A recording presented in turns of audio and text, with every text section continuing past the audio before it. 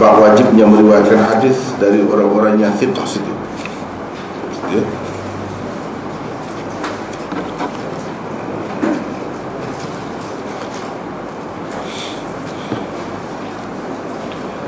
Di sini dalam buku yang saya guna ni ada pula yang teks asalnya.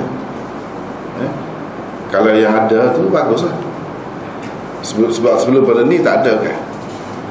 Yang buku yang saya guna lah, sebab ada beza. Ada beza cetakan dia.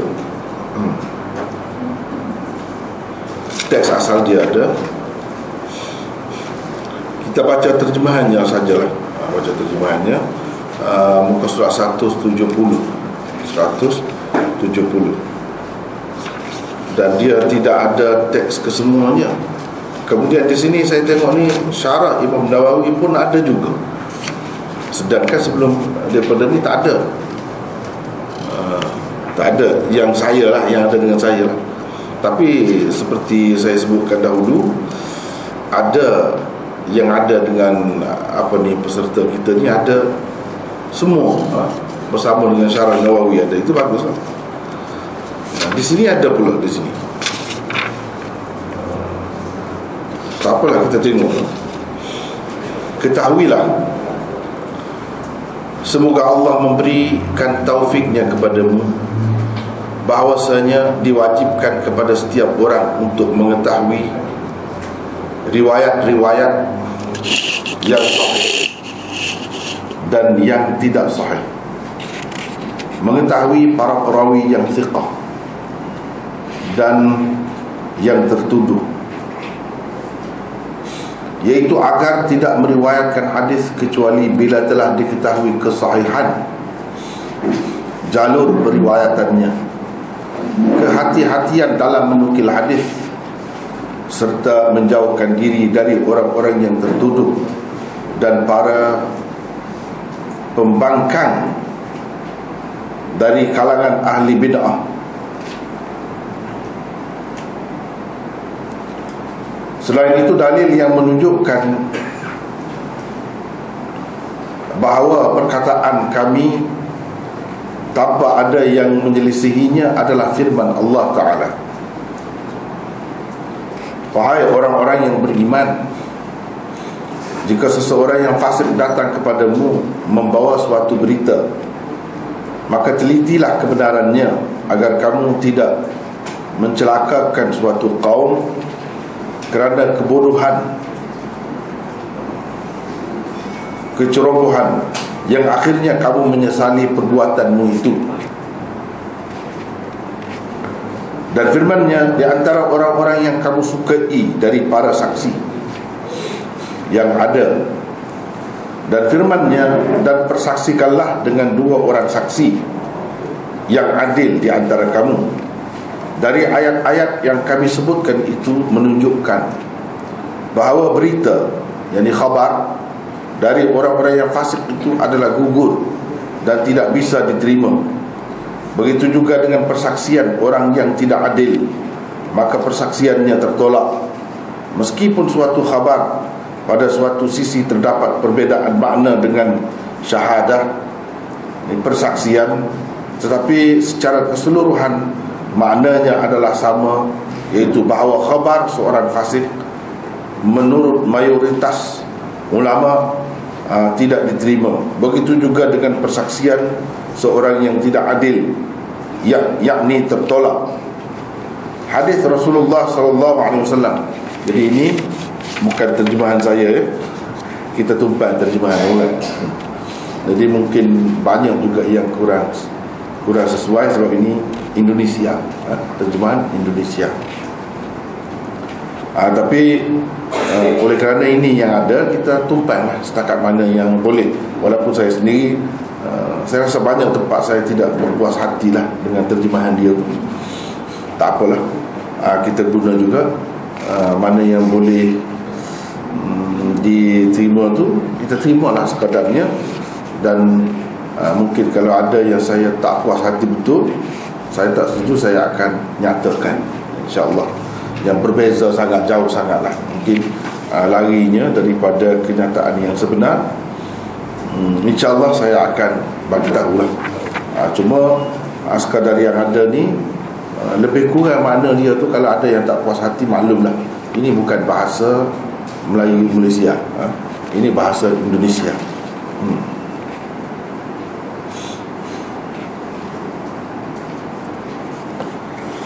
Dalam sebuah hadis yang masyhur, Rasulullah sallallahu alaihi wasallam bersabda, "Man haddatha anni bihaditsin yura annahu kadhibun fahuwa ahadul kadhibin."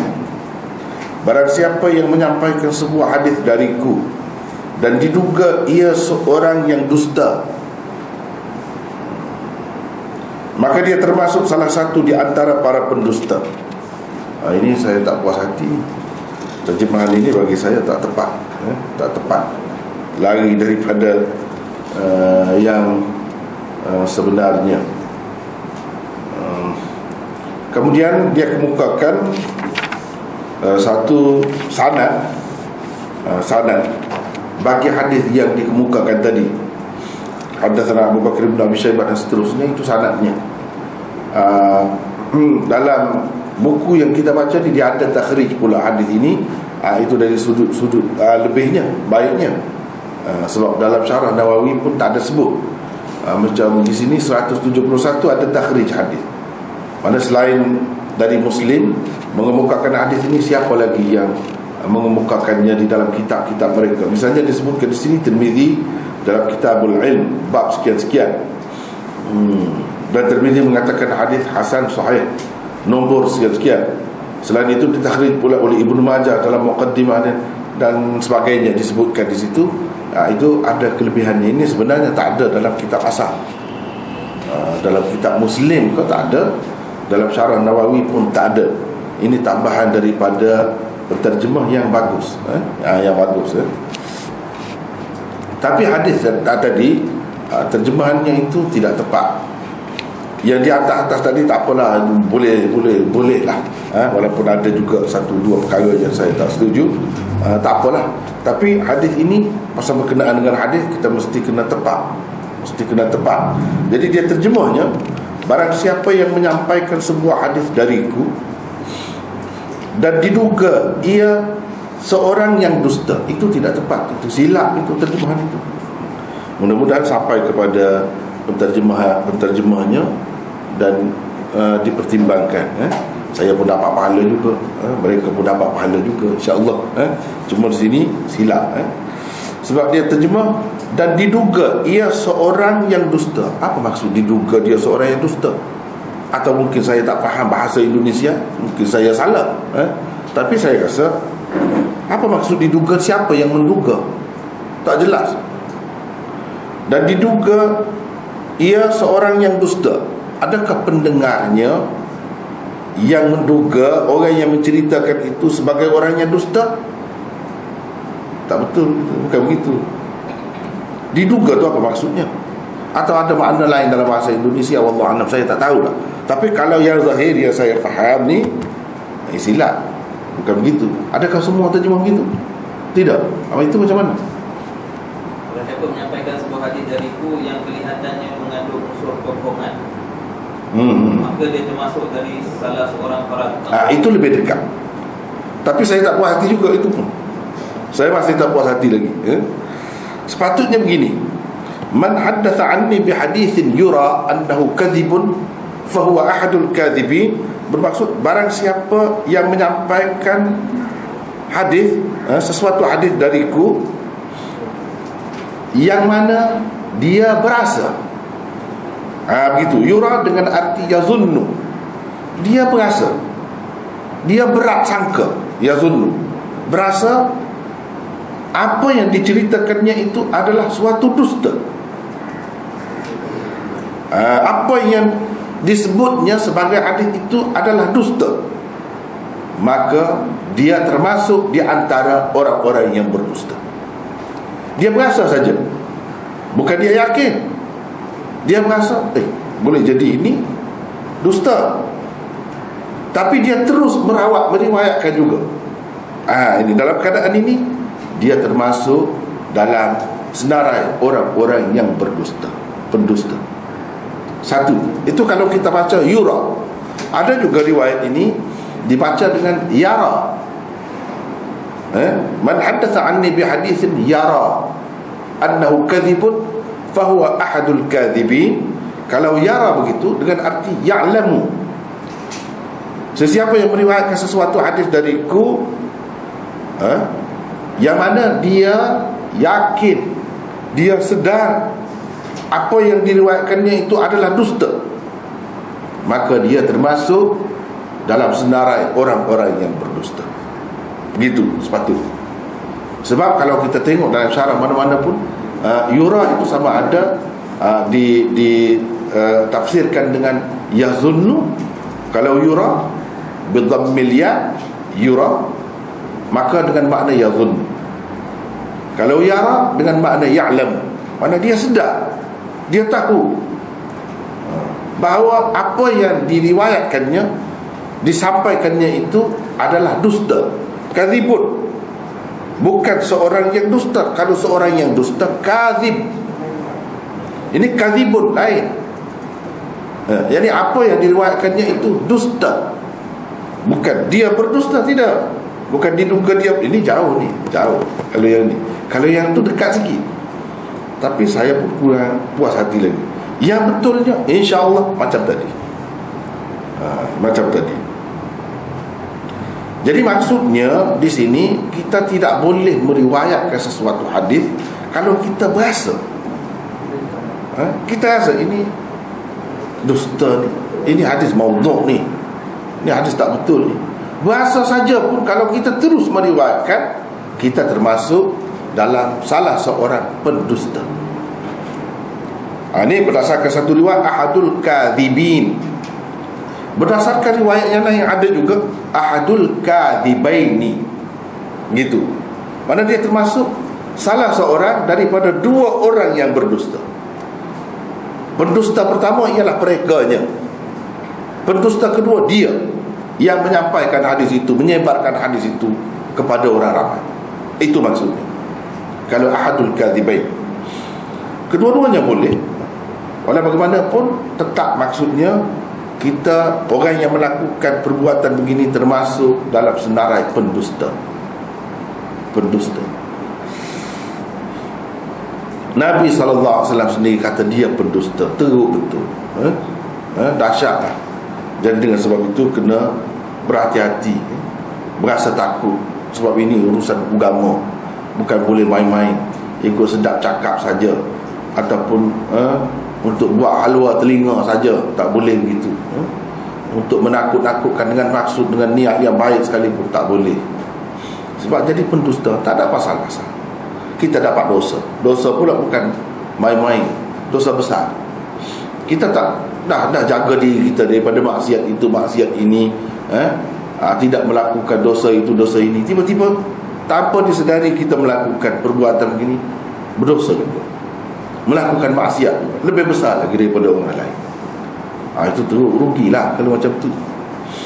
Sebab itu kita kadang-kadang rasa sedih juga, kecewa pun ada, kerana bukan orang biasa. Mungkin dia tak sedar, mungkin dia pun terbawa-bawa, terikut-ikut sebarkan hadis-hadis yang ni disebutkan ini, hadis-hadis yang ada.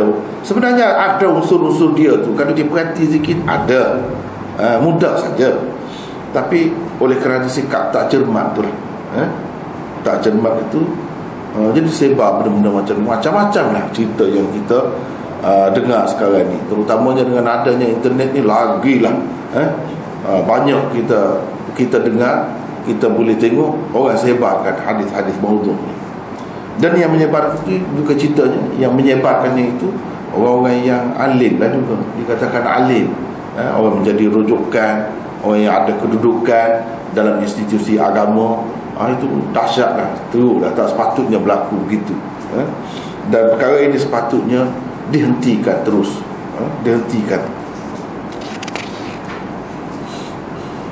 Jadi Imam Muslim kata di sini, diwajibkan, annal wajib ala kulli ahad, setiap orang mesti mengetahui, dapat membezakan di antara riwayat yang sahih dan riwayat yang tidak sahih. Bila dia nak bercakap pasal riwayat, dia kena tahu. Kalau tidak, jangan bercakap. Lebih baik diam saja. Lebih baik diam. Dia kena tahu riwayat ini sahih atau tidak. Ini Imam Muslim kata wajib. Dan mengetahui perawi-perawi yang thiqah dan perawi-perawi yang tertuduh. Mana perawi-perawi yang baik, yang thiqah, mana perawi-perawi yang muttaham, tertuduh. Kita kena tahu sebelum meriwayatkannya. Kalau sesuatu cerita itu yang dikatakan hadis itu tak ada sanad, jangan sebarkan. Diam terus. Kalau ada, tengok dulu sanadnya itu macam mana. Jangan mudah-mudah. Ini termasuk dalam kewajipan agar tidak meriwayatkan hadis kecuali bila diketahui kesahihan jalur periwayatannya. Jadi Imam Muslim kata, kalau nak riwayat, biar kita tahu dulu kedudukannya sesuatu hadis itu.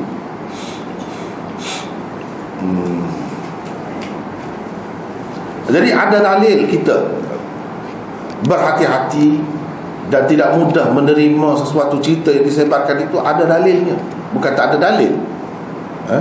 Itulah Imam Muslim sebutkan firman Allah Subhanahu wa taala, iaitu ya ayyuhalladzina amanu in ja'akum fasiqun binaba'in fatabayyanu an tusibu qauman bijahalah fatusbihu ala ma fa'altum nadimin.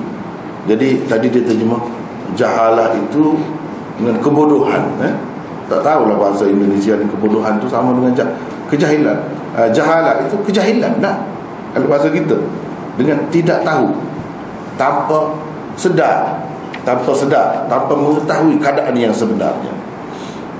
Jadi kita tak boleh wahai orang-orang yang beriman, jika seseorang yang fasik datang kepadamu membawa suatu berita, maka telitilah kebenarannya, agar kamu tidak mencelakakan suatu kaum kerana kebodohan. Bijahalah tadilah, kerana kejahilan, kerana kamu tak sedar, tak tahu, yang akhirnya kamu menyesali perbuatanmu itu. Jadi jangan terus terima. Ini Allah SWT pesan kepada kita, orang yang beriman. Jika orang yang fasik bawa berita, kita kena berhati-hati. Masalahnya kita ni, kita tak tahu. Kita ingat apa yang ada dalam kitab ni semua baik-baik. Padahal ulama-ulama sudah sebutkan ini perawi ini macam mana. Teruk. Ada dia sebut pendusta besar, dajjal, ini syaitan, ini tak ada nilainya, walaupun seperti tahi binatang, tak ada nilai. Ini seduit pun tak ada nilainya. Macam-macam yang disebutkan oleh ulama, tapi kita tak tahu semua. Kita ingat apa yang ada dalam kitab tu semua okey. Padahal ahli bid'ah yang fasik, yang kafir pun ada, sampai ke peringkat kafir dia tu, dengan adanya akidah-akidah yang tertentu pada dia. Sebenarnya dia tu sudah kafir pun, kita bawa je cerita orang macam semata-mata kerana ada dalam kitab. Ini semua puncanya kerana kita tak belajar. Kalau belajar tak berlaku itu, tak berlaku. Itulah sebabnya ulama-ulama kemukakan sanad, supaya kita jelas ni cerita macam ni siapa. Orang macam ni lah kalau dah ada riwayat pun, sepatutnya kita kata itu untunglah kita, sebab ulama-ulama dahulu dia bertanggungjawab. Dia nak cerita benda-benda macam ni, kalau ada daripada siapa, orang macam mana yang sebarkan, orang macam ni. Kalau kamu baca latar belakang dia, kamu akan tahu orang macam mana dia. Itu sebenarnya maksud dia. Kita abaikan terus sanad itu. Jadi ini termasuk dalam firman Allah ni lah juga. Orang fasik, orang yang melakukan maksiat, bila dia buat hadis palsu, melakukan maksiat lah tu, dosa besar lah tu, fasik lah tu. Bila fasik bawa berita kepada kita, tak kira lah atas nama Rasulullah, atas nama siapa pun. Kalau atas nama Rasulullah lagi bahaya, sebab dia jadi agama. Jadi kita kena berhati-hati, teliti dulu. Jangan terus terima.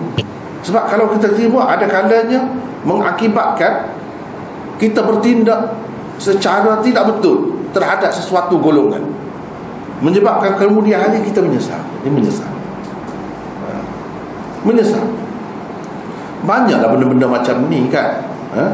Orang-orang yang dulu sebar hadis-hadis maudhu' berkenaan dengan nisfu Sya'ban misalnya, berkenaan dengan puasa Rejabnya, berkenaan dengan itu, ini banyaklah orang yang buat bukan main. Bersungguh dia buat, kononnya dengan ikhlas hati lah dia buat, susah penatnya, lapar perut, tapi yang bolehnya apa? Itu kita menganiayai satu golongan manusia tu, memberi harapan yang palsu kepada dia, kononnya dia akan dapat pahala banyak. Dia pun buat lah, rupanya sia-sia, fata morgana semuanya, tak dapat apa pun. Nak dapat dosa mungkin, sebab tak teliti dalam agama. Benda yang bukan agama kita anggap agama. Ini salah besar. Berapa banyak tertipu orang, jadi mangsa. Kemudian bila orang ni menyesal, insaf, dia tahu dia menyesal, aku telah sebarkan benda-benda macam ni kerana aku. Ini kes macam tu. Kalau kes jenayah macam mana? Sama kena potong tangan lah, kena bunuh lah, kerana kita yang sebar cerita tu, kena bunuh misalnya. Padahal banyak lagi perkara-perkara yang lain. Jadi nyaya lah, orang kena bunuh kerana kita, kena potong tangan kerana kita yang sebar hadis-hadis macam tu. Bila kita tahu yang sebenar, menyesal. Benda-benda macam ni lah, sama lah. Yang disebut, jadi puncanya Allah SWT sendiri yang bagi panduan kepada kita supaya kita tidak mudah menerima berita-berita yang dibawa oleh orang-orang yang fasik. Dan benda ni tidak khusus dengan berita biasa, berita dalam surat khabar ke ataupun lain-lain buku, bukan. Berita daripada Rasulullah lebih-lebih lagi lah kena jaga. Tapi meluas dalam masyarakat ini, tersebar. Sebab apa?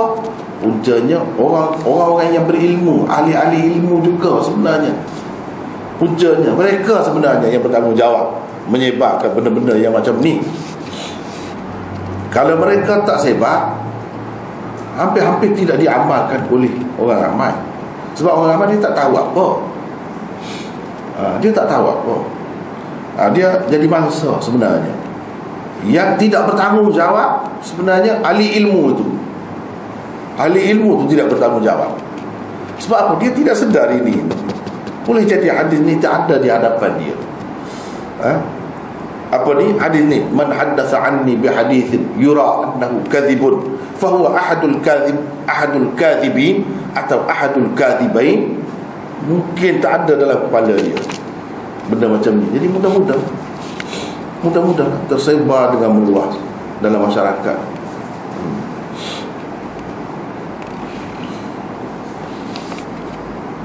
Tak apalah. Kemudian dalam buku yang saya pegang ini, dulu tak ada syarah Imam Nawawi sebelum ni. Di sini ada pula. Jadi kalau yang ada tu tak apalah, samalah dengan yang saya ni ada. Penjelasan, dia ada sebut penjelasan. Imam Muslim rahimahullah berkata, ketahuilah, semoga Allah memberikan taufiknya kepadamu, bahawasanya diwajibkan kepada setiap orang, dan seterusnya. Itu kata-kata Imam Muslim. Kemudian dia huraikan makna yang terkandung di dalam kata-kata Imam Muslim itu. Ini betul-betul terjemahan kepada syarah Imam Nawawi. Sebelum ini saya fikir saya kena bawa yang ini ni, yang syarah Imam Nawawi ni ada sama ni, tapi yang dalam bahasa Arab susah sikit. Yang ni Melayu kan senang, tapi sebelum ni tak ada syarah dia. Sekarang ni sudah ada. Kalau ada tu baguslah. Yang ada tu senang lah. Jadi dia sebut di sini dalam kata-kata Imam Nawawi itu, dia sebut illa ma arafa sihhata makharijihi was-sitarata fi naqilihi. Apa makna sitarata? Imam Nawawi menguraikan apa ni penggunaan perkataan sitarah oleh Muslim itu apa maksudnya. Jadi dia kena tahulah tentang perawi itu, adakah dia ni mastur atau tidak. Jadi sitarah tu apa? Sitara artinya sesuatu yang dijadikan untuk penutup. Nama lainnya adalah sutra, dan maksudnya adalah siyana, yakni penjagaan. Yakni orang ni perawi yang terpelihara ke, orang yang baik ke, macam mana? Orang yang tidak diketahui keburukannya, kecacatannya, yang tahunya baik saja dia. Kalau macam tu kita boleh terima lah daripada orang macam tu. Tapi kalau orang yang memang jelas dimaklumi sebagai orang yang teruk, macam mana kita nak terima riwayat dia? Itu maksud Imam Muslim. Perkataan Muslim, riwayat yang sahih dan tidak sahih, mengetahui para perawi yang thiqah dan yang tuduhan, yang tertuduh. Ini bukanlah bentuk pengulangan atau penekanan, tetapi masing-masing memiliki makna sendiri. Bisa jadi maksudnya riwayat-riwayat sahih dalam matannya dan menjauhi para perawi yang tertuduh sehingga sanadnya tidak diperlukan. Jadi ini semua maksudnya kita kena tahulah hadis yang kita nak sampaikan kepada orang ni, yang kita nak sebarkan kepada orang ramai ni, hadis sahih ke tidak. Ada kalanya kena tengok matannya, ada kalanya kena tengok sanadnya. Jadi makna kena bertanggungjawab betul lah. Jangan mudah-mudah saja cakap cerita tu.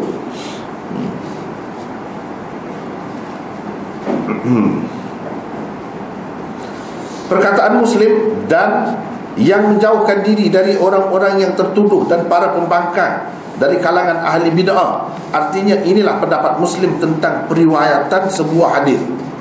Kalau ahli bid'ah, kena tengok bid'ahnya macam mana. Tak boleh kita tolak terus juga ahli bid'ah pun. Selagi dia tu Islam, tengok dulu macam mana, peringkat mana.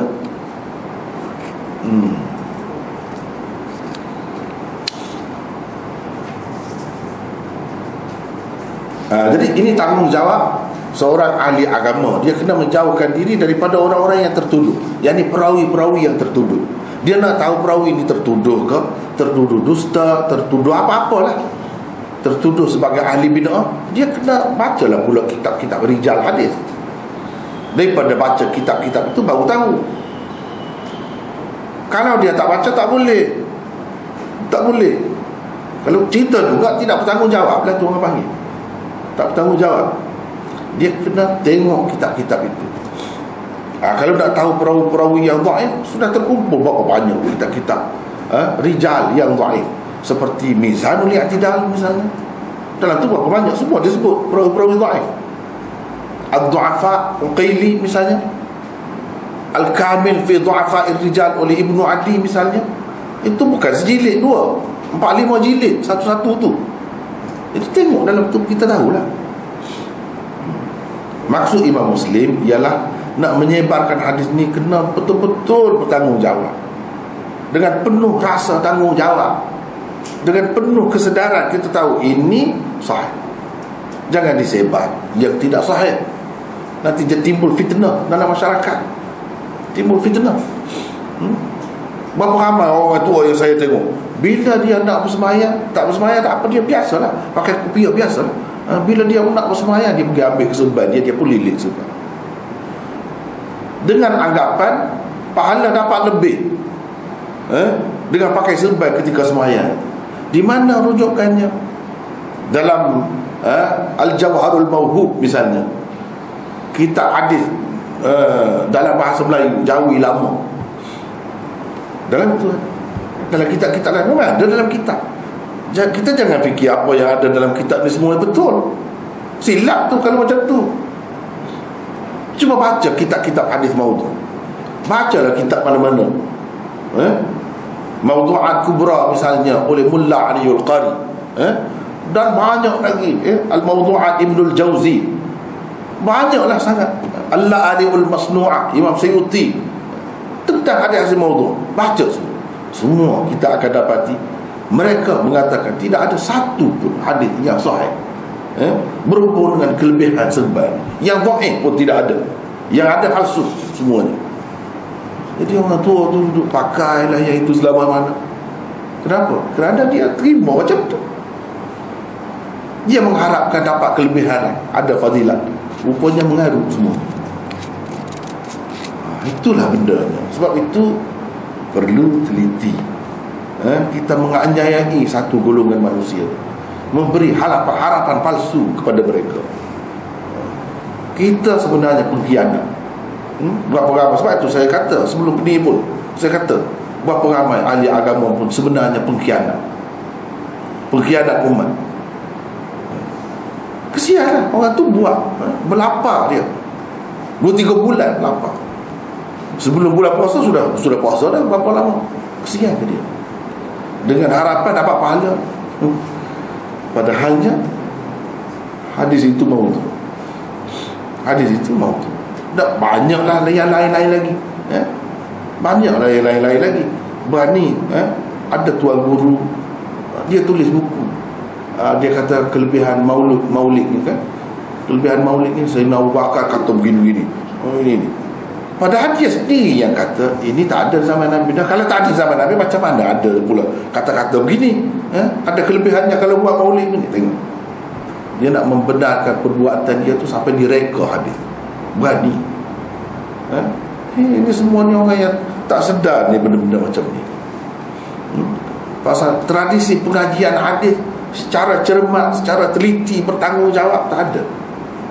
Dia belajar hadis, apa Al-Jawharul Mawdu'. Al-Jawharul Mawdu' itu memanglah ada hadis yang sahih pun ada, yang maudhu' pun berapa banyak. Itu dia tak tahu. Dia kira tahu orang ahli kutan tu orang ahli, takkanlah dia dah menipu orang. Itu dia tahu. Dia tidak faham sebenarnya kita ada ni banyak peringkat. Lalu dia belajar itu sudah cukup, dia pun ajar tu. Inilah menjadi fitnah dalam masyarakat. Kita hadis itu mengandungi macam-macam peringkat hadisnya. Tak kira bukan Al-Jawharul Mawdu' saja. Kitab itu masuk dalam Sunan Sittah sekalipun, Ibnu Majah, berapa banyak yang maudhu'nya. Jadi kita kena faham maksud pengarang dia tu, dan kena teliti ikut kaedah yang betul. Jangan mandai-mandai kita.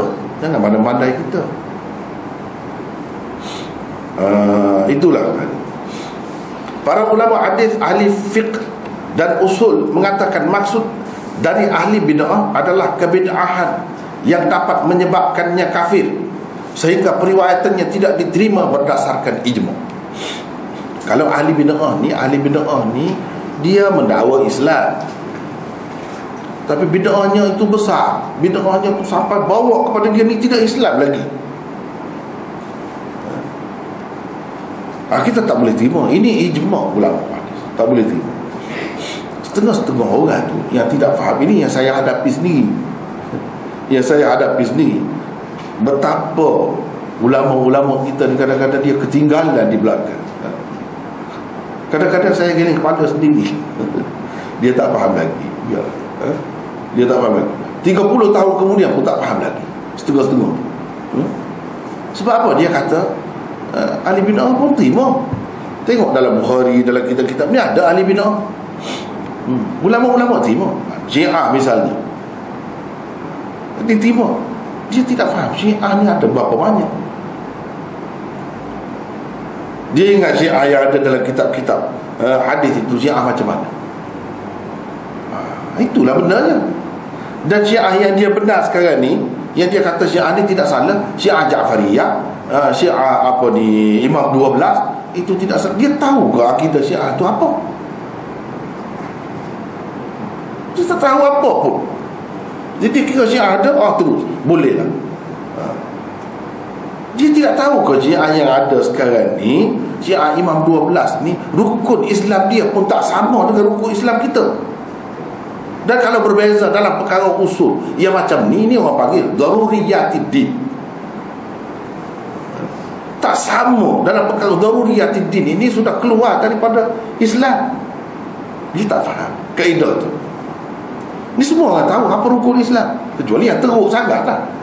Kalau yang umumnya tahu rukun Islam, dia tak tahu benda lain pun. Ni percanggahan kita dengan dia dalam rukun Islam, rukun iman itu. Ini daruriyatid din. Mereka tak terima apa yang kita terima, kita pun tak boleh terima apa yang mereka terima. Adakah percaya kepada iman itu rukun? percaya kepada Imam 12 itu rukun? Tentu kita kata tidak.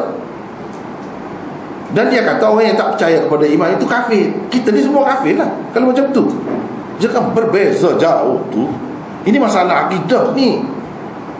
Bila ahli bid'ah tu sampai ke peringkat akidah dan mengeluarkannya dari daerah Islam, tak ada ulama yang terima. Dengan sendirinya, kalau kata Syiah yang ada dalam kitab itu tak sampai ke peringkat itu, ataupun dia sampai ke peringkat itu, dia bertaqiyah. Jadi ulama-ulama kita dahulu tak tahu hakikat dia yang sebenar. Walau bagaimanapun mereka sudah ada lampu kuning. Ini Syiah, kena berhati-hati. Itu cara dia. Kita tak boleh menuduh sembarangan, sewena-wena seseorang itu bukan Islam. Tak boleh. Sebab itu ulama-ulama kita cermat. Walaupun dia ahli bid'ah, tengok dulu dia setakat mana. Kalau Syiah yang diterima oleh ulama-ulama kita, kalau jelas dia terima, itu adalah Syiah tafdhiliyah. Syiah itu tak ada dah sekarang ni dalam bentuk kumpulan, sudah pupus.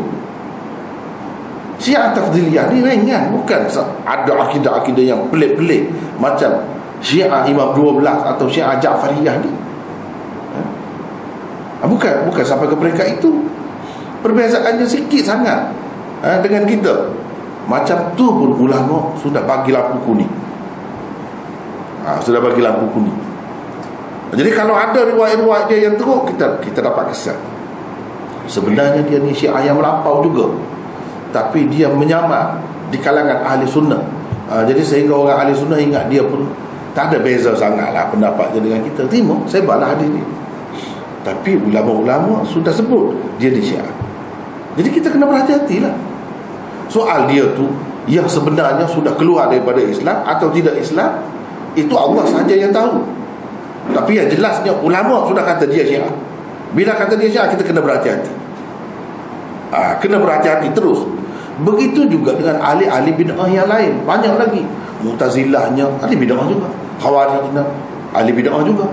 Jadi ahli bid'ah ni ada yang bid'ahnya itu menyebabkan dia terus terkeluar daripada Islam.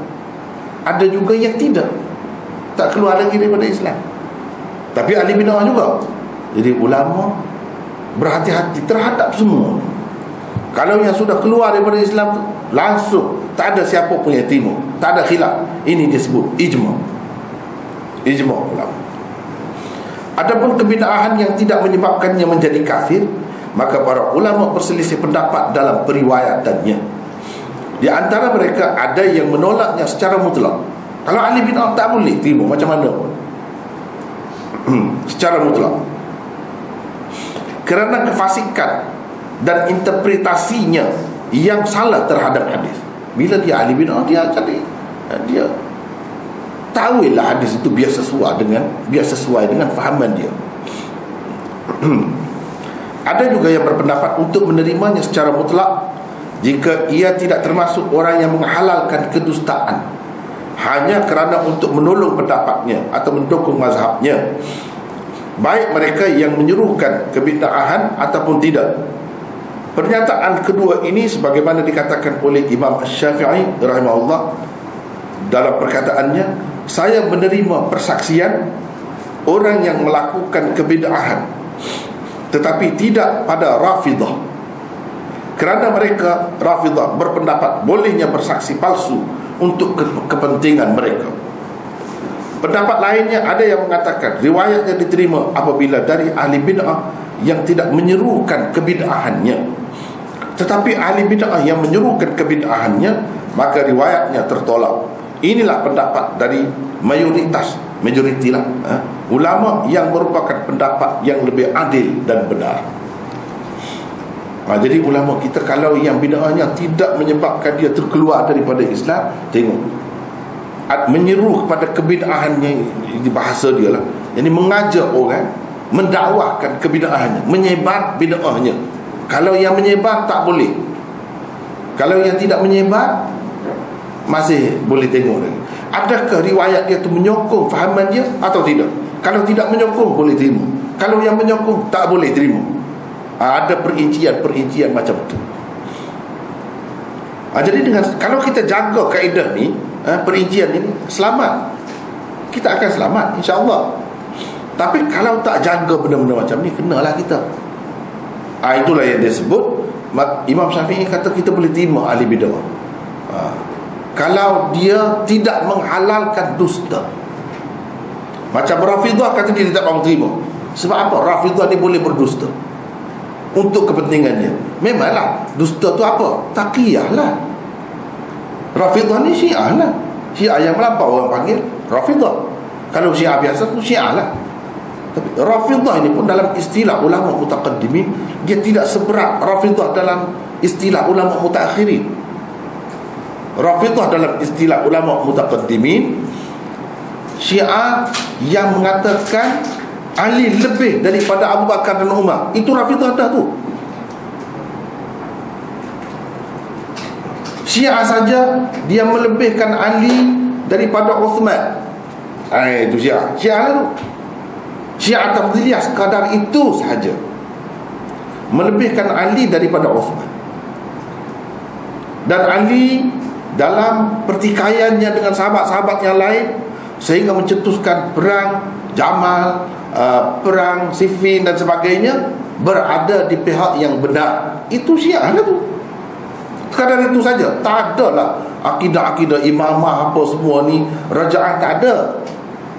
Kalau ada itu Syiah melampau sangat dah tu. Kemudian dia menghalalkan taqiyah. Taqiyah itu digalakkan. Ada hakikatnya dusta lah. Jadi Imam Syafi'i tak mahu terima daripada Rafidah. Ahli bid'ah yang lain setengah-setengah tu macam Khawarij, kan ahli bid'ah juga, tapi dia kalau melakukan dosa besar jadi kafir. Jadi dia takut nak melakukan dosa besar. Berdusta dosa besar. Jadi dia tidak berdusta. Sebab itu boleh. Kalau yang wara', yang nampak bertakwa, kemudian dia ni tak boleh kalau melakukan dosa. Menyebarkan hadis palsu adalah dosa besar. Jadi dia takutlah. Dia pun tak sebar lah. Kalau dia sebar pun yang lain-lain, cerita-cerita benda lain lah. Dan cerita yang dibawanya itu, hadis yang dibawanya itu tidak menyokong pendapatnya pula. Yang macam tu yang ulama terima ni, ramai orang tak faham. Dia ingat terima ni macam mana yang ulama ahli sunnah terima tu. Kalau ada juga pun untuk iktibar yang tak betul, yang karu, tapi dia bagi sana untuk pengajaran kepada kita supaya kita dapat mengenali warnanya. Ini kalau benda yang palsu ni macam mana warna, macam mana baunya. Itu tujuannya. Dia kemukakan hadis-hadis yang maudhu' kadang-kadang dalam kitab-kitab hadis tu. Kita tak faham. Kita ingat dia menghalalkan hadis maudhu'. Bukan begitu maksudnya. Untuk dipelajari, dikaji, diselidik, dan supaya kita mengenali sifat-sifat hadis itu. Yang sahihnya macam mana sifatnya, macam mana bunyinya, macam mana kandungannya, yang dhaif macam mana, dan yang maudhu' macam mana. Itu maksud asal pengarang kitab-kitab hadis itu.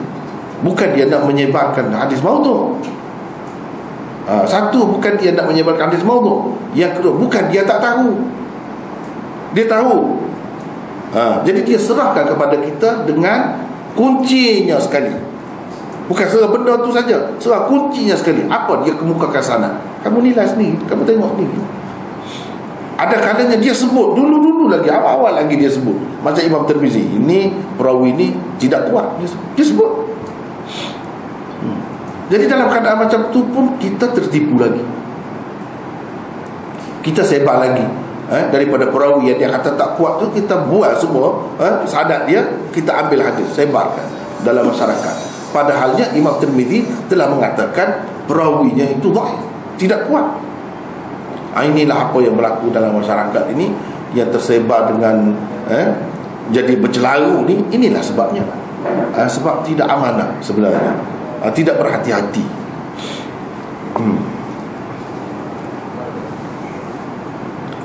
Sebahagian pengikut Asy-Syafi'i rahimahullah berkata, para pendukung mazhab Asy-Syafi'i berselisih pendapat dalam hal orang yang tidak mendakwahkan kebid'ahannya.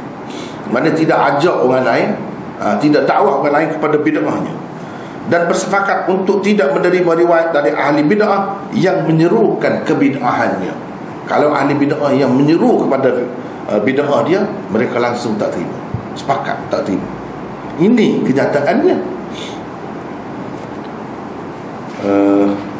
Ini benda ni kita tak berapa terasa sebenarnya, sebab kita hidup di zaman kitab-kitab hadis sudah siap dibukukan. Bayangkan bagaimana susahnya ulama-ulama dahulu nak masukkan sesuatu hadis, nak nilai sesuatu hadis tu, dia terpaksa kena pergi bertemu dengan orang ni. Orang ni mengajar hadis juga, dia pun nampak alim juga, tapi dia ni dikatakan Syiah. Tapi Syiah tu macam mana? Kadang-kadang orang ni dia tak suka kepada sesuatu, dia kata dia Syiah, dia tuduh Syiah, padahal dia tidak Syiah pun. Boleh jadi keliru. Oleh kerana saya ni kuat sangat menentang Syiah, Maulana Azri mana? Maulana Azri Syiah, dia kata pula. Jadi kita ni pula jadi Syiah pula. Wallahiyazubillah. Boleh jadi dia guna tu bahasa ringkas asalnya. Orang yang tidak faham keliru, dia kata dia Syiah pula. Benda-benda macam ni banyak berlaku. Sebab itu ulama teliti, tidak mengambil kira apa yang orang sebut saja. Dia pergi belajar, dia tengok, dia terima orang itu. Sebanyak mana dah aku terima hadis ni, 10,000 dah ada, tak ada nampak lagi apa yang orang kata. Maka dia kata orang ni tak ada apa, okey. Yang lain setelah 2,000 hadis atau 20,000 hadis dia dengar, baru keluar hakikat dia.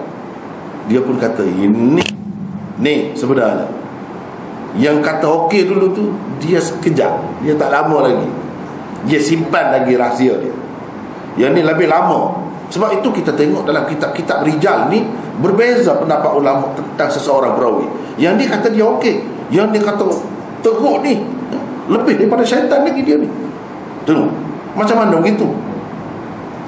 Sebab manusia dia kadang-kadang dalam nak menyebarkan fahaman dia macam Syiah, dia boleh bertaqiyah 10 tahun, dia bertaqiyah sehingga orang yakin dengan dia.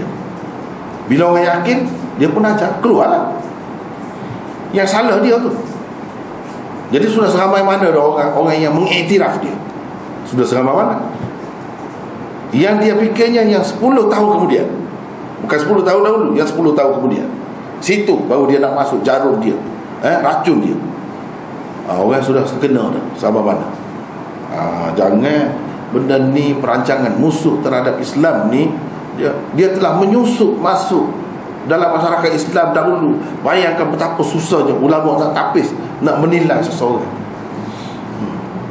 Ada yang melampau, ada yang tidak melampau, ada yang sekadar tu saja. Takkan dia tu keluar daripada Islam kerana tu saja. Dia kata Sayyidina Ali dia betul, dalam segala tindakannya betul, dia nak banding dengan sahabat yang lain. Takkan jadi kafir sekadar itu. Yang lain itu salah lah, mengikut dia. Kemudian ada musuh pula. Musuh ni terus kata orang ni begini, yang sebaliknya kata begini. Kata mengata itu menyebabkan jadi pening. Dia ni sebenarnya macam mana? Susah nak tapis tu, nak tahu seorang ni menyeru kepada fahamannya atau tidak. Lama masa kena duduk dengan dia, lama masa. Ada kalanya tak lama kan. Nasib baiklah kalau tak lama 2-3 hari tu dah keluar dah. Dapat kesan lah. Tapi kalau 10 tahun bertaqiyah, mana nak tahu.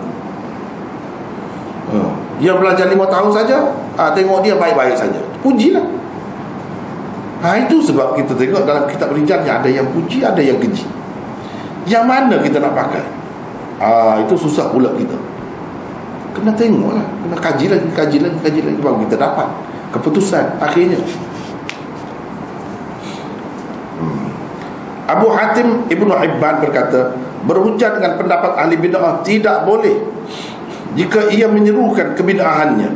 Begitulah menurut imam-imam kami, dan tidak ada perbezaan pendapat di antara mereka mengenai hal tersebut. Yakni kalau yang mendakwah ataupun yang menyeru orang kepada bid'ahnya, tak kira lah Mu'tazilah ke, Khawarij ke, Syiah ke, ataupun Nasibi ke, ataupun lain-lain lagi, macam-macam lagi, ahli bid'ah semua. Yang tidak ahli sunnah, ahli bid'ah. Boleh jadi sampai ke peringkat kafir, boleh jadi tidak. Sebab dia mengaku Islam, banyak perkara dia buat seperti orang Islam lain juga. Cuma di situ masalahnya. dalam masalah riwayat hadis ini kena teliti. Sebab bila kata ahli bid'ah, umumnya paling tidak kalau dia tidak kafir pun dia fasik tu boleh berlaku, boleh jadi. Dan Allah SWT sudah pesan kepada kita, kalau orang fasik bawa sesuatu berita, tak kira lah apa-apa pun. Kalau berita berkenaan dengan Rasulullah ni besar sangat dalam kehidupan kita seorang Muslim. Jadi kita kena berhati-hati.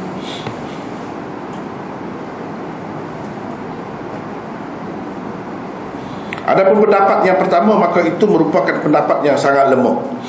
Disebutkan di dalam As-Sahihain dan kitab-kitab para imam hadis bahawa boleh berhujah dengan kebanyakan ahli bid'ah yang tidak mendakwahkan kebid'ahannya. Sebab masih terjadi pada generasi salaf maupun khalaf adanya pengambilan riwayat dari mereka, yakni ahli bid'ah, tetapi tidak menyeru kepada kebid'ahannya, berhujah dengannya, mendengar darinya serta memperdengarkan hal tersebut kepada lainnya tanpa adanya pengingkaran dari mereka. Jadi ada ulama yang terimalah ahli bid'ah tu, tapi dengan syarat-syarat yang ketat sebenarnya. Itulah yang lebih selamat. Kalau ada yang kata ahli bid'ah tak apa, mudah saja, tak boleh tu. Bahaya tu, terdedah kita kepada bahaya. Jadi kalau kita terima yang dengan syarat-syarat seperti yang tersebut tadi, itulah jalan yang selamat. Nak kata tak mau terima semua pun tak boleh juga. Tak boleh juga. Manusia ni, umat Islam ni keluarga yang besar, keluarga yang besar. Jadi ada yang tersasul sedikit sebanyak, boleh jadi dengan sebab adanya amalan-amalan kebajikan yang lain. Allah SWT ampunkan kelemahan-kelemahan yang ada pada dia. Sedikit sebanyak terpesong dia tu, mungkin Allah SWT ampunkan atas dasar dia ni Islam lagi. Jadi kita ahli sunnah tidaklah keras, totok sangat. Semua yang tak sependapat dengan dia ahli neraka semua terus, tak boleh pakai tu. Tidak begitu. Tengok.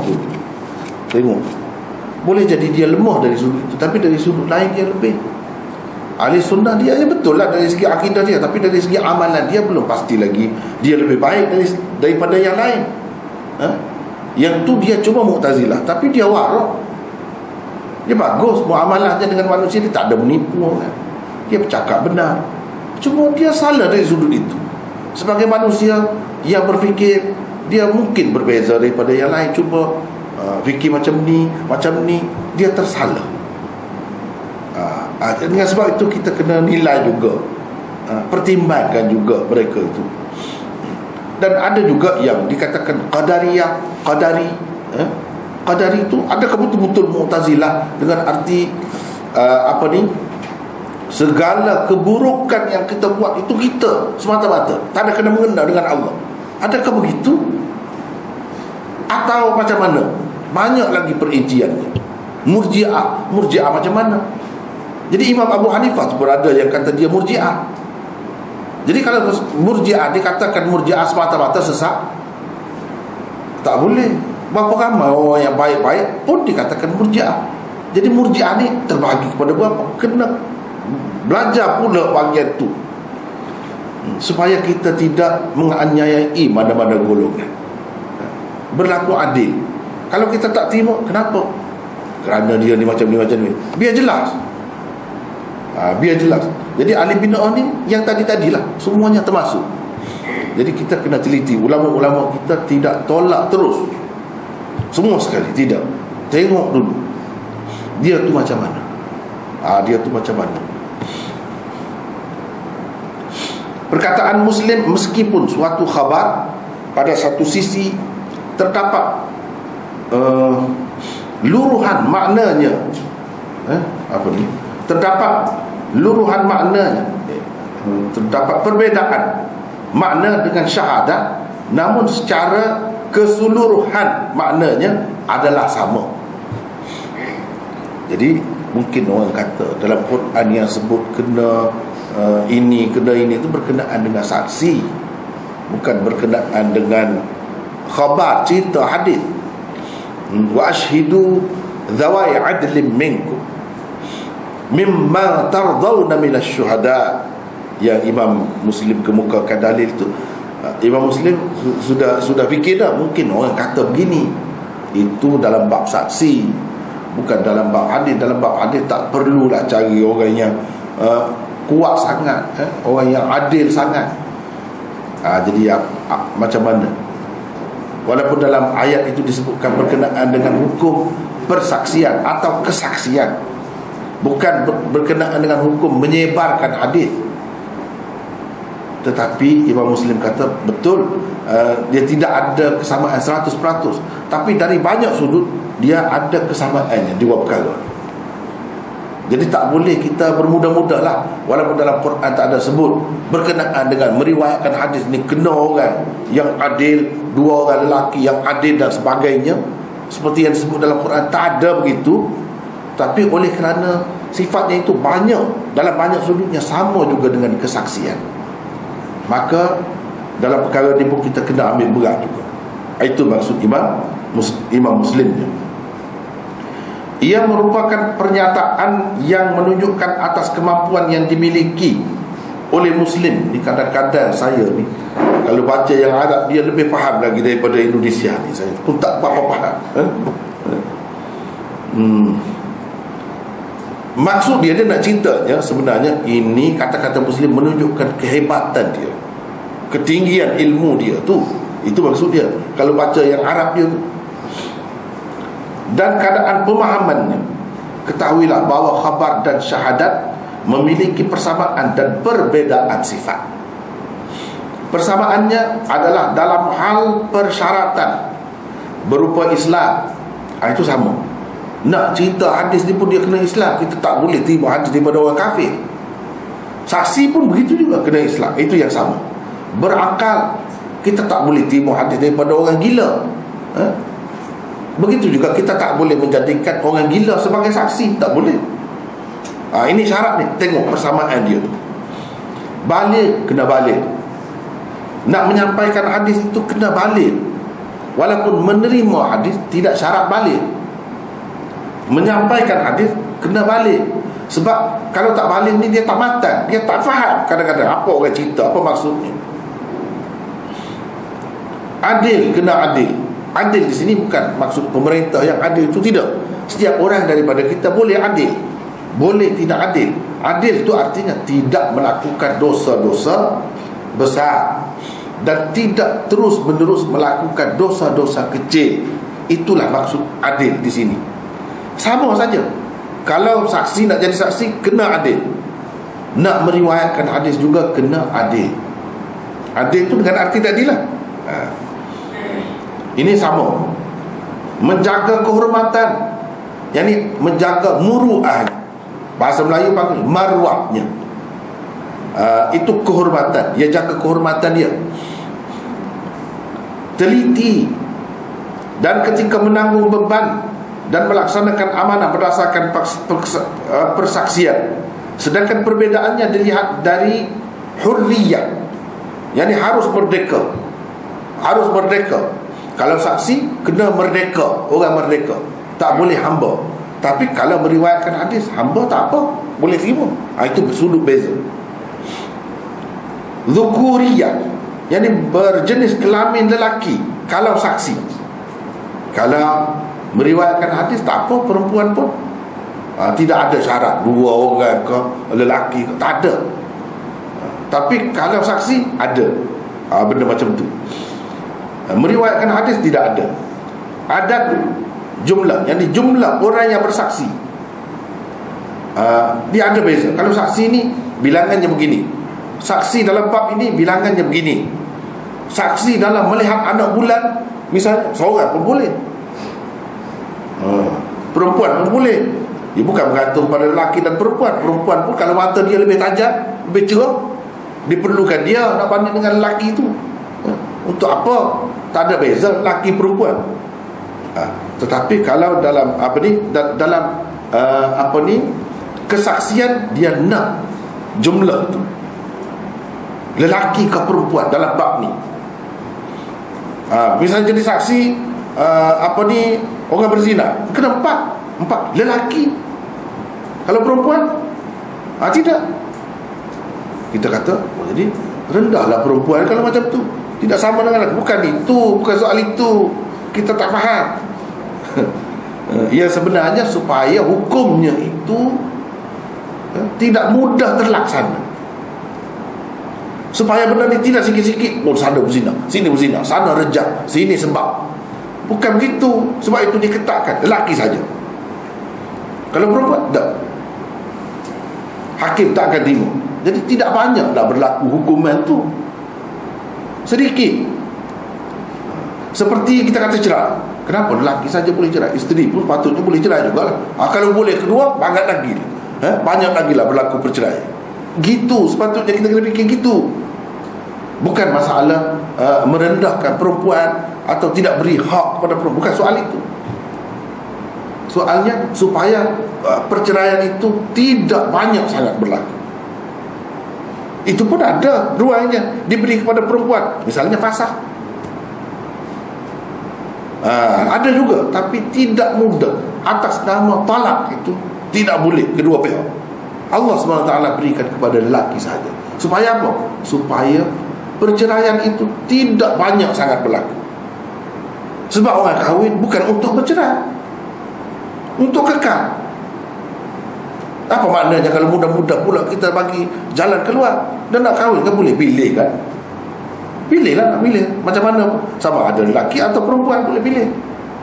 Jadi tujuannya nak berkekalan, bukan untuk berseronok-seronok besok bercerai. Bukan begitu. Jadi hukum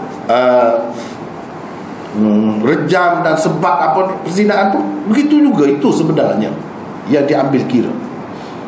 Dan dalam sejarah Islam ni, sahabat-sahabat dulu kalau hukum hudud lah, hukum terhadap perzinaan ini tak ada yang sabit berdasarkan kesaksian, tak ada. Yang sabit hukum telah berjalan kerana dia mengaku, dia berani menjalani hukuman itu, dia suka menjalani hukuman itu supaya dia lepas daripada dosa, supaya dia tidak diseksa lagi di akhirat. Itu dalam sejarah, bukan atas dasar kesaksian. Kalau saksi, itu maksudnya jangan kita keliru dalam masalah benda-benda macam ni. Kalau berkaitan dengan perempuan, itu saksi perempuan diterima. Untuk apa lelaki? Dia tidak lebih tahu daripada perempuan. Tak apalah. Ini yang kita nak bincangnya, beza di antara kesaksian dengan riwayat hadis itu, dan sudut persamaan, sudut perbezaannya. Jumlah jelas statusnya menerima sesebuah persaksian dalam masalah hukum cabang jika hukum pokoknya masih ada. Ini tak jelas ni. Ini tak jelas. Jadi yang sebenarnya maksud dia kalau dalam bab kesaksian ni, yang dia nak jadi saksi ni menguntungkan ayah dia ke atau tidak, menguntungkan anak dia ke atau tidak. Kes ni kalau menguntungkan anak dia, dia lawan dengan pihak lain, saksi dalam saksi tak boleh terima orang anak ke atau ayah ke yang menyokong seseorang itu. Sebab itu kepentingan dia menguntungkan ayah dia atau anak dia. Sebab itu tak terima dalam bab saksi. Tapi kalau dalam bab meriwayatkan hadis, tak apa. Anak meriwayatkan kepada ayah, jadi untunglah ayah dapat. Tak apa, boleh. Ayah meriwayatkan kepada anak, boleh. Tak ada jadi masalah. Tapi kalau dalam kesaksian, hakim, ini hukum mahkamah, tak akan terima. Kalau dalam kes itu saksi anak menyokong ayah dan menguntungkan ayah, tak boleh. Dia kena orang lain. Tapi kalau dalam bab hadis, meriwayatkan hadis, tak apa. Anak nak meriwayatkan kepada ayah, ayah nak meriwayatkan kepada anak, tak jadi masalah. Itu sudut perbezaan di antara hukum kesaksian dengan hukum meriwayatkan hadis. Sehingga khabar ni maksudnya hadis lah, diterima apabila datang dari seorang hamba, budak ni dalam bahasa Indonesia maksudnya hamba lah, perempuan dan satu orang. Juga diterima riwayat dari seorang murid bersamaan dengan hadirnya sang guru, boleh terima semua. Boleh terima semua. Jadi kalau yang meriwayatkan itu guru, murid ada. Yang meriwayatkan ini murid, padahal guru ada situ, boleh. Tak apa. Tapi kalau dalam bab kesaksian tak boleh, kena utamakan mana yang perlu diutamakan. Begitu, itu bezanya.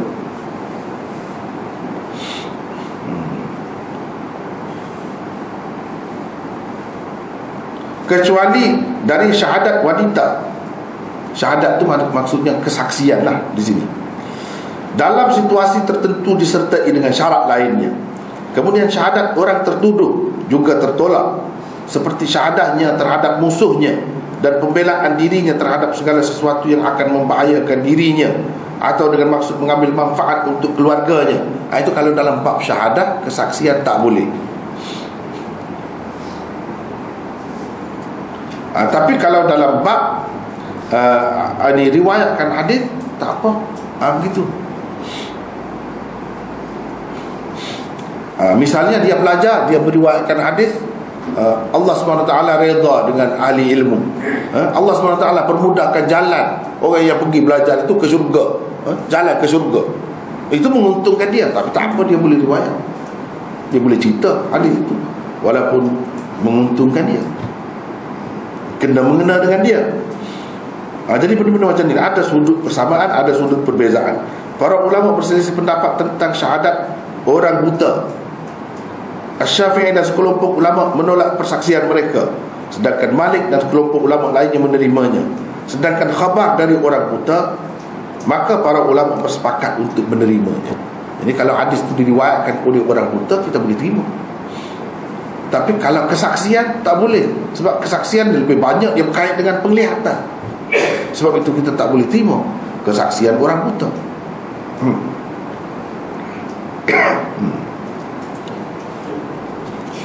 Berdasarkan sifat-sifat ini, maka menjadi jelas bahawa syariat telah membedakan di antara khabar dan syahadat. Kerana syahadat bersifat khusus, sehingga diketahui bahawa seseorang itu tertuduh.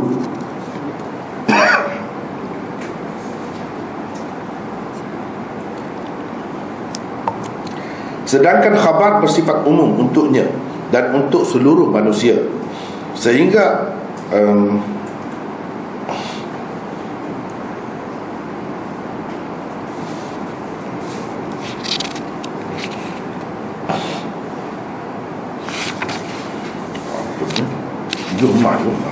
tuhmah ni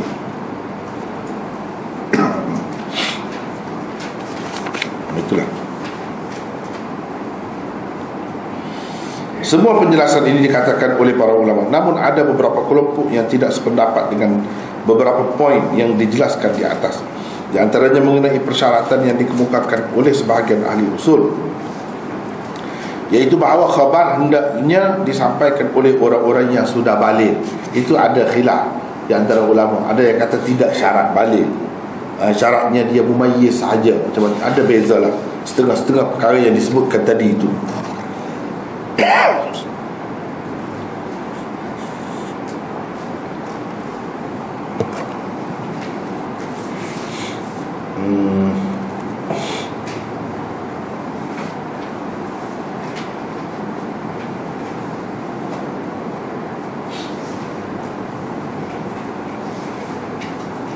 Ini syarah Nawawi lah ni, panjang ni, panjang.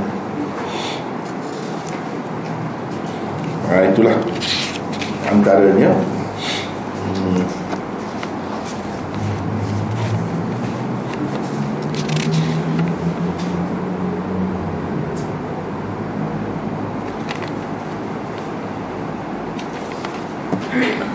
Jadi saya rasa hari ini cukuplah sekadar itu untuk Muqaddimah Muslim ini. Dan insya-Allah kita akan sambung seterusnya perbincangan ini, sebab ada pula di sini terjemahan Syarah Nawawi itu.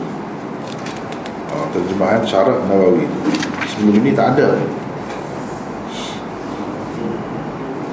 Jadi cuma satu perkara ya sebelum itu saya nak sebut ini, dalam Syarah Nawawi juga ada sebut.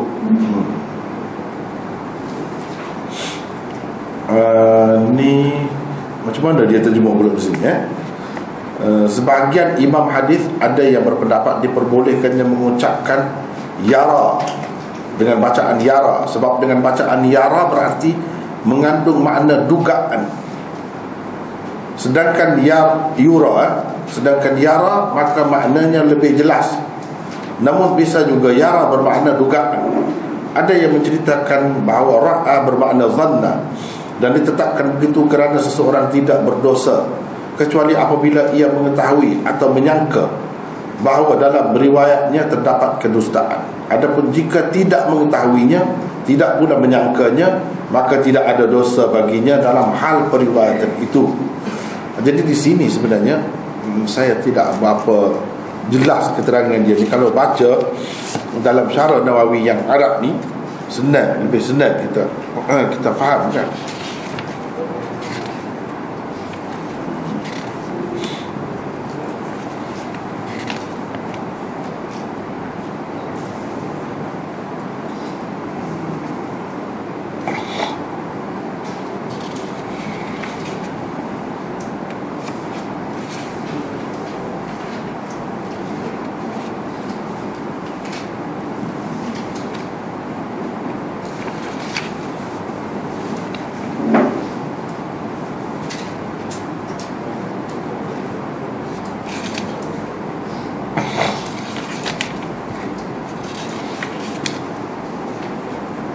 Ini di akhir ini dia sebut. Itu sebab saya kata saya tak setuju tadi dengan terjemahan tadi, silap tu. Ini dalam Syarah Nawawi dia ada sebut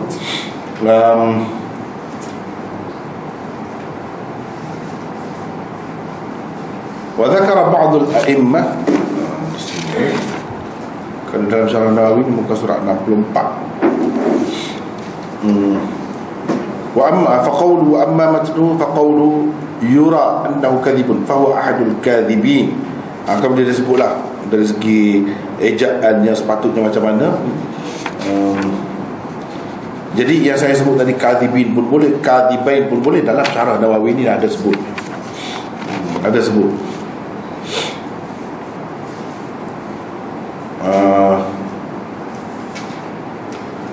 Setengah-setengah ulama menyebutkan harus fathil ya min yara, boleh.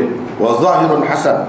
Fa amma man dhamma al-ya, adapun orang yang mendhammahkan ya yura, fa ma'nahu yazunnu.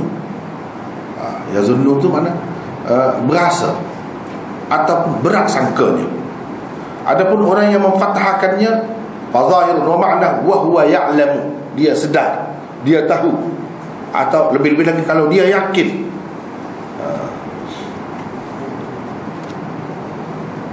Begitulah.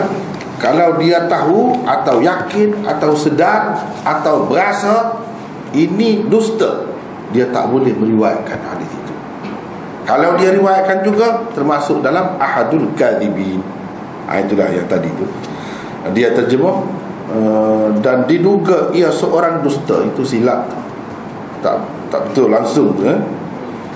Dia berasa hadis yang dikemukakannya itu dusta, gitu sepatutnya. Atau dia sedar hadis yang dikemukakannya itu dusta, bukan berdusta, yang dusta tidak, dusta. Begitu. Adapun kalau dia tidak sengaja, dia tidak sedar, dia tak tahu, itu tak termasuklah dalam yang ini. Tapi kalau selalu, itu tak boleh juga kan. Jadi setakat itulah dulu untuk kali ini. Wallahu a'lam.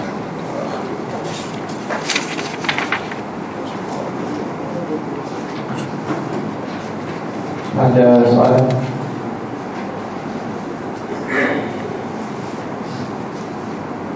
Bertulis tak? Ada soalan yang bertulis ni. Yang bertanya tu ada ke atau tidak, saya tak pastilah. Mudah-mudahan sampai hari itu tak sempat banyak. Sering kali juga kita tak sempat nak baca soalan-soalan ini semuanya, nak jawab semua. Mana? Ini ada beberapa soalan. Antaranya, soalan saya baru-baru ini, ada seorang sahabat saya memberikan dalil yang kononnya membenarkan melakukan maulid Nabi. Diriwayatkan dari Imam Bukhari bahawa Abu Lahab setiap hari Isnin diringankan siksanya dengan sebab memerdekakan budak bernama Suwaibah sebagai ungkapan kegembiraannya atas kelahiran Nabi SAW. Jika Abu Lahab yang bukan Muslim dan Al-Quran jelas mencelanya, diringankan siksanya lantaran ungkapan kegembiraan atas kelahiran Nabi SAW, maka bagaimana dengan orang yang beragama Islam yang gembira dengan kelahiran Rasulullah SAW? Apa pendapat Maulana? Adakah benar Abu Lahab akan diringankan siksanya pada hari Isnin? Benarkah hadis ini ada di dalam Sahih Bukhari? Mohon penjelasan. Terima kasih. Inilah benda-benda macam ni lah. Macam tadilah. Tapi selalu dikemukakan benda-benda macam ni sebenarnya tidak ada asas. Ini tak boleh kita buat pegangan. Sebab ini sebenarnya berdasarkan satu mimpi saja. Abbas mimpi, dan dia mimpi pada ketika itu dia kafir, orang kafir, tak boleh pakai. Jadi nak buat hujah tak boleh. Adakah pengesahan daripada Rasulullah SAW? Tak ada. Semua ni, ini hanya cerita saja. Kemudian riwayat itu sendiri munqati' dan mursal, jadi tidak boleh dipertanggungjawabkan. Ini semua tidak ada semua. Kalau ada pun riwayat yang menyebutkan dia berpuasa pada hari Isnin, dia diutuskan sebagai Nabi pada hari Isnin, dia berpuasa. Kita yang mengadakan maulid ni puasa ke hari itu? Tak ada kena-mengena tu. Tak ada kena-mengena tu. Dan di sini orang kafir, sebagaimana dalam Quran berapa banyak ayat di sini, amalan dia, kesukaan dia, apa semua tak ada memberi kesan, sia-sia saja. Wa qadimna ila ma amilu min amal faja'alnahu haba'an manthura. Ayat-ayat seumpama ini banyak sekali dalam Quran. Amalan orang kafir ini sia-sia. Kalau dia ada buatlah, katakanlah dia merdekakan hamba, sia-sia juga. Ini bukan hadis. Ini bukan hadis. Ini hanya satu mimpi bapa saudara Nabi. Dia mimpi ni pun mimpi sebelum dia Islam. Jadi tak boleh buat hujah lah benda-benda macam ni. Tak boleh jadi pegangan. Kalau betul-betul boleh jadi pegangan, ramai dah lah yang buat dahulu. Tentu tidak begitu ya. Itulah secara ringkasnya. Tak ada. Tak ada dalam Bukhari. Tak ada. Yang kalau ada yang sebut ada tu macam tadilah, sekadar tu ya. Tak boleh jadikan hujah. Tak boleh jadikan hujah. Bukan riwayat Bukhari secara musnad. Tak ada macam tu. Ini orang ni terkeliru ni. Kalau ada dalam Bukhari, ada dalam Bukhari dengan arti sebagai hadis, tak ada. Ini mengelirukan ni. Dia sebut Imam Bukhari bahawa Abu Lahab setiap hari Isnin diringankan. Ini apa asas dia? Itu yang kita perlu faham. Tidak semesti dalam setiap yang ada dalam Bukhari itu berarti Imam Bukhari setuju dan itu hadis. Tidak begitu. Ini kena jelas dalam perkara ni. Mohon permohonan berkaitan ungkapan kata-kata setengah-setengah penceramah di akhir ucapan menyebut apa yang baik dari Allah, segala kekurangan keburukan adalah kelemahan diri sendiri. Adakah ungkapan itu tepat kerana ada sesetengah ustaz melarang menyebut seperti itu, kerana baik dan buruk adalah dari Allah? Mohon pencerahan. Jadi ini dari segi akidahnya, segala-galanya daripada Allah itu betul. Tapi dalam Quran juga ada sebut ma asabaka min hasanatin famin Allah wa ma asabaka min sayyi'atin famin nafsik. Jadi tidak salah kalau nak guna begini, nak guna begini pun tidak salah. Dengan ya, asri kata lebih pada jabariyah. Ya betul, dari satu segi begitulah nampaknya. Tapi kalau kita melihat kepada ayat tadi, dari segi kita dia jadi sebab dalam pilihan kita, ikhtiar kita, kita buat itu sesuatu yang buruk tu dengan ikhtiar kita. Kelemahan. Ya, boleh lah, itu dari segi lebih cermat menggunakan perkataan itu betul. Tapi nak kata langsung tak boleh dan rosak akidah, saya rasa tidak itu tidak tepat juga. Masih ada kelonggaran lah di sini. Masih ada kelonggaran lah di sini.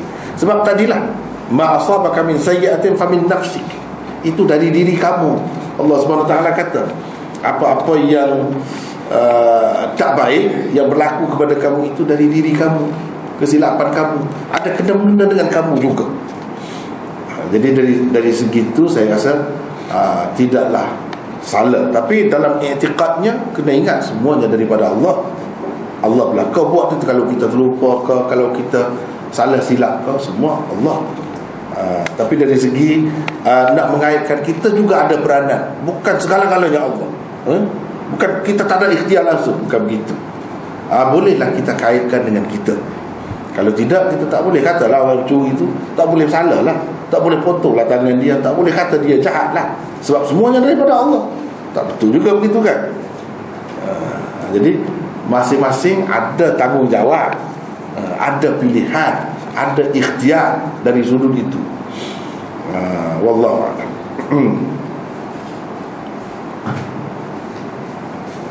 Kemudian ramai yang minta Maulana ulas berkenaan dengan isu Telaga Barahu. Baru dia sudah sebut dah kan. Ini pun termasuk dalam cerita yang sama tadilah. Kalau kita baca kan, tengok kan cerita dia tu, jelas, sudah memadai, tak payah tengok sanad. Sebenarnya sudah nampak dah warna dia tu macam mana. Tapi kadang-kadang orang ni dia terlalu gilakan riwayat, atau mabuk riwayat ni. Kadang-kadang bila orang kata Hasan, dia terus Hasan. Tak tengok dah hadis tu, tengoklah. Kita buka mata sikit. Kalau tengok hadis cukup. Tak perlu orang tu kata Hasan, orang ni kata Sahih, tak perlu. Kalau sudah jelas, dia ada kaedah dirayah kan. Kaedah dirayah ni ada. Jadi bila ada kaedah dirayah tu sudah cukup. Isi kandungan dia tu, kalau macam tu boleh tahulah kan. Senang pergi sana tanya. Jelas itu bercanggah dengan kenyataan yang sebenar. Jadi kalau tak jawab tu tandanya begini-begini, ahli syurga, ahli neraka, nak menentukan bukan senang benda tu. Itu sama sekali tak benar lah cerita tu. Jadi tak boleh kita pakai. Kemudian ini terdapat dalam kitab Al-Kabair. Dalam kitab Al-Kabair ada, dalam kitab tidak semestinya boleh kita pakai buat hujah. Macam tadilah, kalau kata ada dalam Bukhari, ada macam mana? Itu yang penting, kita kena tengok ada macam mana dia sebut tu, macam mana cara dia sebut. Itu satu. Yang keduanya, kalau betul lah Imam Zahabi buat, manusia ni dia tidak masuk, boleh jadi dia tersalah, boleh jadi orang lain yang masuk ke dalam kitab dia pun boleh jadi. Kalau kita nak kira dengan dia tu seorang yang ahli, tak patut dia terima benda macam ni, kita kata. Tapi kalau berlaku juga itu kelemahan manusia, atau mungkin orang lain yang masuk ke dalam kitab dia bahagian itu, wallahu a'lam. Tapi bagi kita secara umumnya tak kira lah, siapa pun tak boleh terima lah benda macam ni ya. Jangan disebar benda macam ni. Apa status hadis Nabi SAW bangun berdiri ketika jenazah Yahudi lalu di hadapan baginda? Jadi statusnya sahih. Itu boleh terima dalam Bukhari, dalam apa pun ada ni. Cumanya berdiri itu adakah kerana menghormati dia atau kerana apa? Itu ada khilaf lah, ada pendapat banyak di situ. Ada yang mengatakan kerana menghormati malaikat. Ada yang mengatakan kerana menghormati manusia sebagai manusia, sekadar itu sajalah.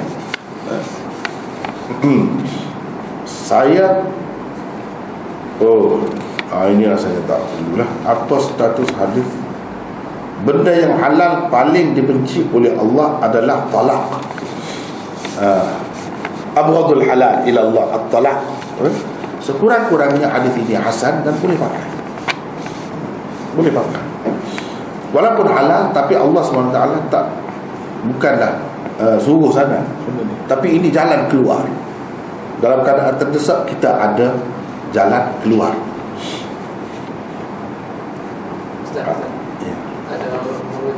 Kalau benda yang Allah benci tu haram, kenapa benda? Tak mesti begitu. Benci di sini maksudnya tak suka lah. Allah SWT tak berkenan, tidak menggalakkan begitu. Seperti kita kata, saya tak suka makanan ini, bukan Bukan mana tak suka begitu. Bukan benci itu dengan makna benci, dengan makna benci dengan arti harap di sini. Kalau tidak makna begitu.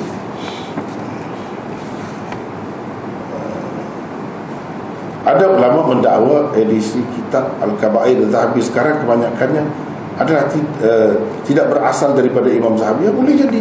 Sebab itu saya kata tadi, boleh jadi orang lain masukkan ke dalam kitab itu, boleh jadi.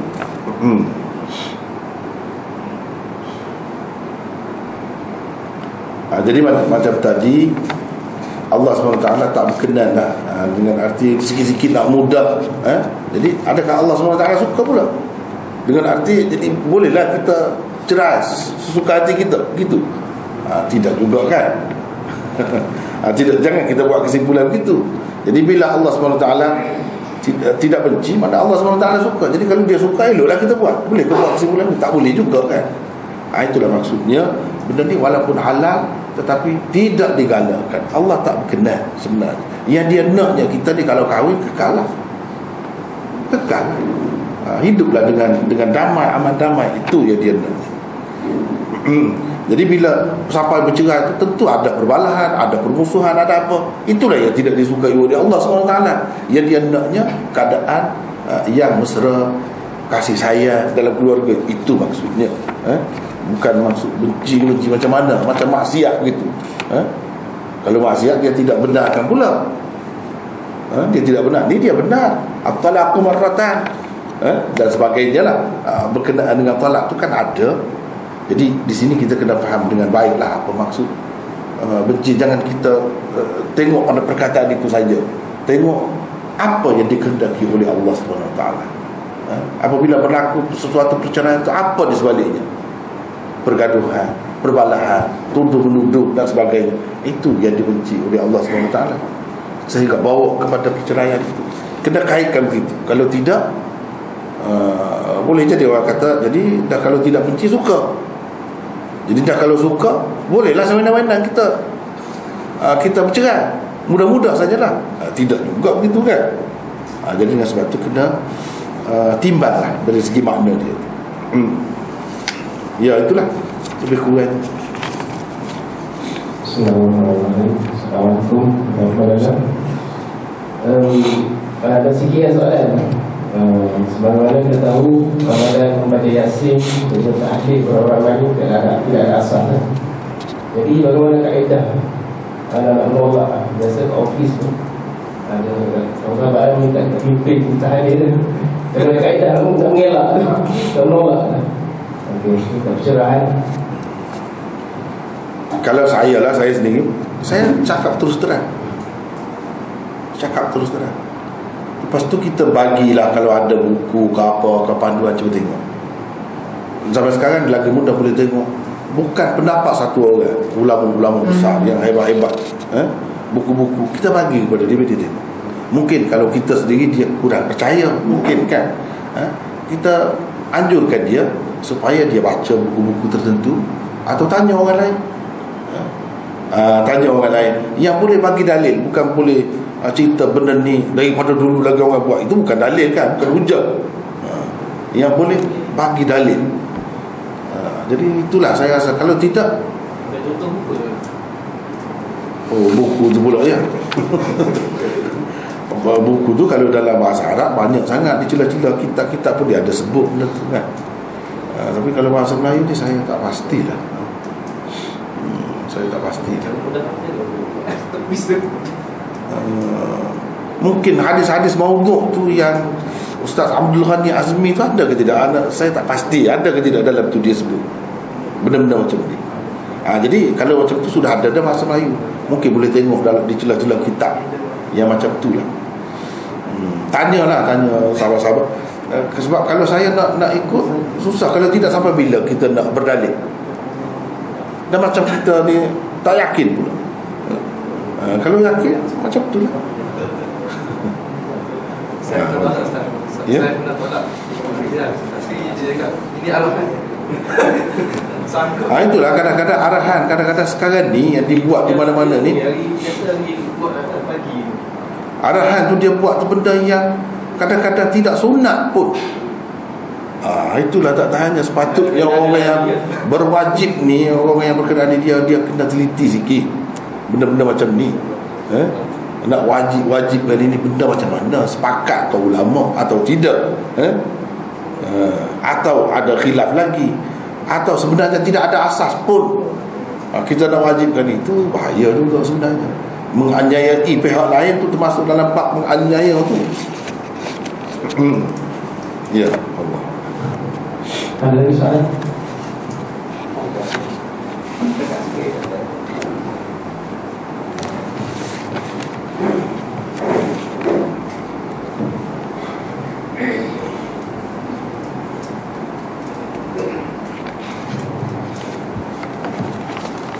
Alhamdulillah.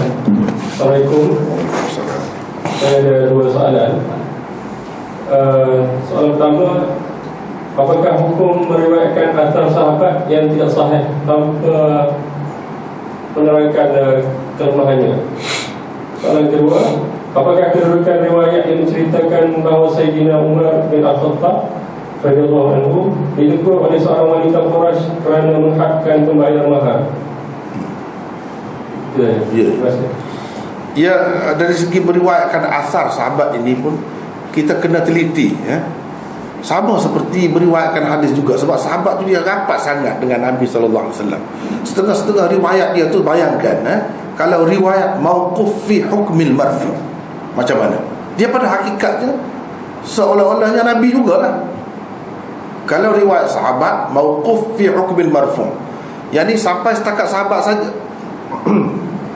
Zahirnya tidak disebutkan ini sabda Nabi, tapi benda ni tidak boleh dijangkau dengan akal. Bukan boleh kias tentang dosa pahala ke misalnya. Jadi pada hakikatnya Nabi juga. Jadi kalau kita bermudah-mudah, tidak teliti, dia tetap berdosa, tetap termasuk di dalam yang tadi. Sebab dia sampai kepada Rasulullah SAW juga.